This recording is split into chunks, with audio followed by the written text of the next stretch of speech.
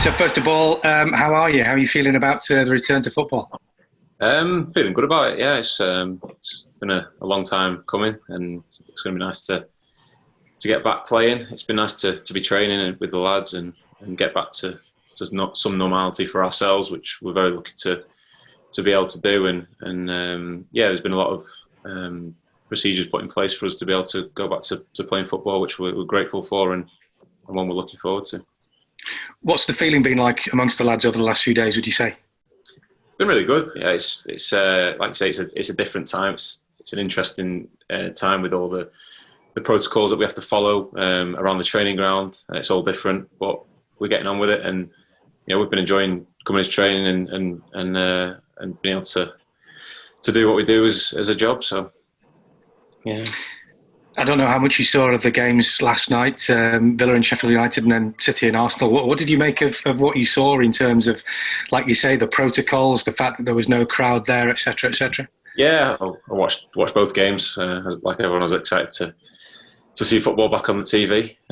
But yeah, I think it's going to be a work in progress with regards to the TV, crowd noise, etc. I think as we go along, it'll improve for viewers on the telly. But I think it'll take a bit of time as well for players to get up to maybe one or two games to get up to a bit more speed, competitive sort of game time, and it's all in the bank once you manage to get through them games. So I think the games went well. I think second game especially was played at a good tempo first half, and I think it'll like I say get better.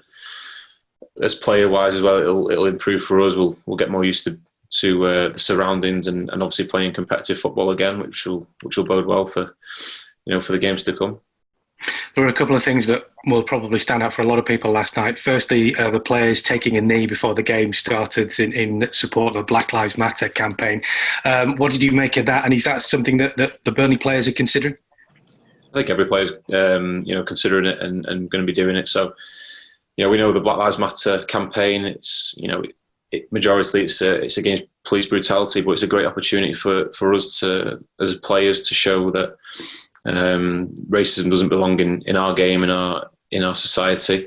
I think we have good campaigns and good organisations such as Kick Racism out of football, but this is purely on behalf of the players, and I think it's a real powerful message that we send out that we don't believe racism belongs in our game, which it doesn't, obviously, and we've had a couple of incidents over the past few years, and a few incidents, and I think as players we want to take a stand, and it's a fantastic gesture from the players. It's a good idea, a great idea. We've all jumped on board with, and we all believe in it massively, and what we want to do. So, yeah, I think we're all on. Well, I know we're all on board with it, and we'll all be looking to do the same as a group and all together.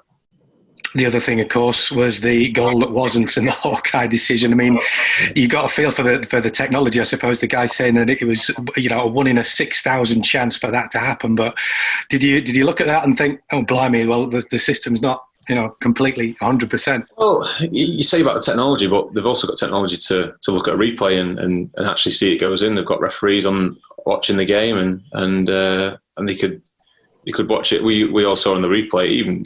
To be fair, before the replay on the screen, you could see it had gone over the line, and it just takes that bit of common sense to go, yeah, it did go in. So we can't rely too much on a watch to tell us that the ball's gone over the line. We can clearly see that it's gone over the line by a replay, and it was clear that the Hawkeye had missed it, and it should really have been given. And yeah, he felt for the team, but it's another talking point as well at the end of the day, and his technology sometimes brings up them points as well.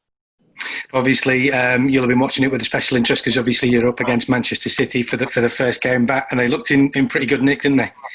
Yeah, they looked sharp and in really good nick, and we're going to have to be really focused and on our game to come up against them, and they've had a little bit of experience of the surroundings that they're going to be playing in with everything that's going on around the pitch before the games, the protocols and all that, which is a little bit of an advantage to them as well. And we're going to have to really turn up and perform like we can, and be really resolute and focused and work harder overall to get a result at a tough place. You go there normally, it's a tough place, so under these conditions, it'll be just as tough, I'm sure.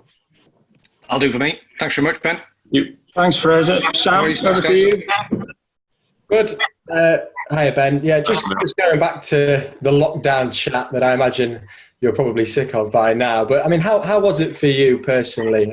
Because I know that yourself and Jack Cork took it upon yourselves to contact isolated individuals. What was the reaction to that? Yeah, it was nice to give a call out, and it was a busy time for myself and my family for various reasons. But you know, it was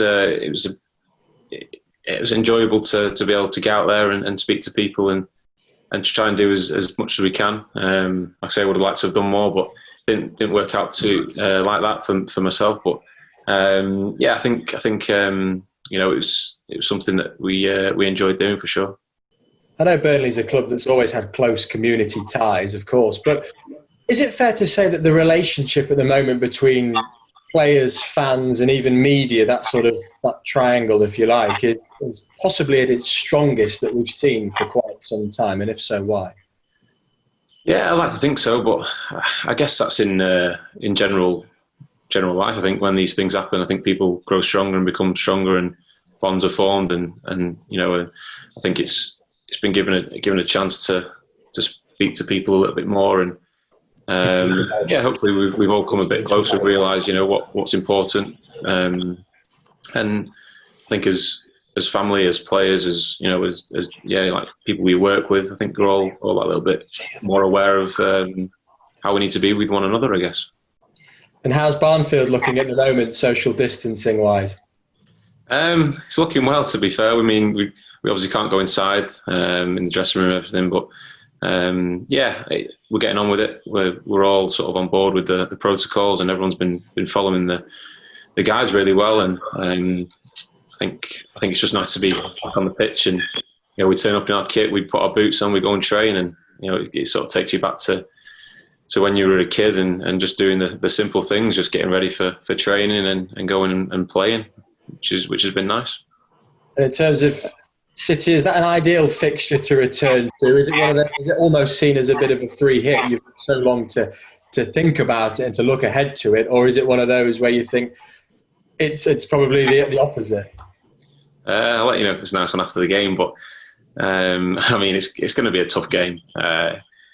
We're going to have to be focused as much as we can, and really sort of work hard to get a result, which you have to do anyway at these clubs, these big clubs, and we have to take everything in our stride with regards to protocols off the pitch when we arrive at the stadium before the game. You know, how we travel there, get there. We just have to block it out and treat it like a big Premier League game that it is, and we're all looking forward to it. It's a game against a great team, and like I say, we're going to have to be focused and work hard to get something from it. I suppose, in one sense, you've had the luxury of being able to watch one of these behind closed doors matches at the Etihad, of course, last night. Do you think that could be a slight benefit to you, because it gives you an idea, a little bit, albeit from the television, of what you can expect? Yeah, maybe. It's who knows how it's going to be, how it's going to play out. I think, you know, you'd rather have had that game, I guess, rather than watching it on the telly. I think, you know, having, like I say, the procedure before the game, just getting used to the feel of the stadium and the strange weirdness that it is, I guess. And I think, you know, that would be quite useful, that experience. But we go in there with just a clear, you know, fresh, you know, mind, and we'll just go in there and like I say, treat it like the big Premier League game that it is for us. Just finally from me, I'm speaking to Dwight McNeil later, so if I could just ask you about the sort of season that he's had. Of course, you've had a chance to speak to him over the last couple of months or so. How is he? And yeah, just if you could just give us an idea of just what a strong sort of campaign that he's had, really.